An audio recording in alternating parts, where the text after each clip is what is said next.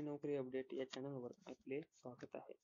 Railway एनटीपीसीने 8,113 पदांची जी भरती काढली आहे त्यातील निवड प्रक्रिया भरतीचा अभ्यासक्रम याविषयी आपण आज माहिती घेणार आहोत. मित्रांनो, या भरतीची निवड प्रक्रिया 4 स्टेजमध्ये होणार आहे. CBT 1, CBT 2, स्किल टेस्ट आणि डॉक्युमेंट व्हेरिफिकेशन. CBT 1 मध्ये सामान्य ज्ञान 40 क्वेश्चन 40 मार्क, गणित 30 क्वेश्चन 30 मार्क, बुद्धिमत्ता 30 क्वेश्चन 30 मार्क यासारखे 100 प्रश्नांसाठी 100 गुणांचा 90 मिनिटांचा वेळ दिलेला असणार आहे. यामध्ये PWBD विद्यार्थ्यांसाठी 120 मिनिटांचा वेळ दिलेला आहे.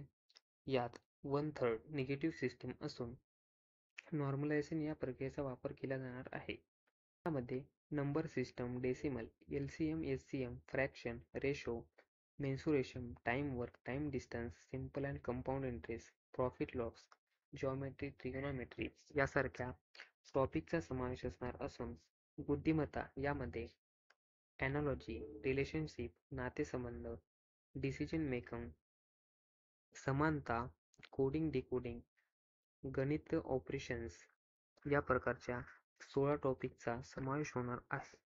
अध्ययन यामध्ये राज्यशास्त्र, अर्थशास्त्र, सामान्य ज्ञान, GK, सायन्स यासारख्या टॉपिकचा समावेश असणार आहे.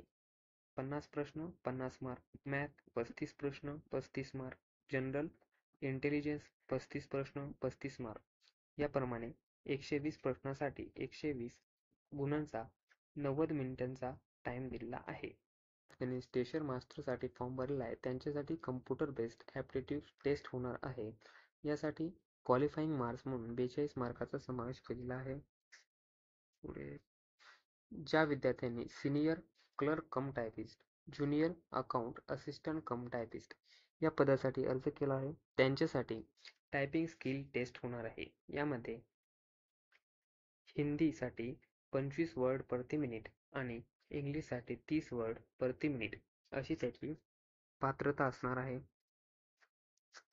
ची प्रोसेस ही डॉक्युमेंट व्हेरिफिकेशन असणार असून यामध्ये विद्यार्थ्यांनी अप्लाय करताना जी फॉर्ममध्ये डॉक्युमेंट भरलेले आहेत त्यांची ओरिजिनल कॉपी लागणार आहे.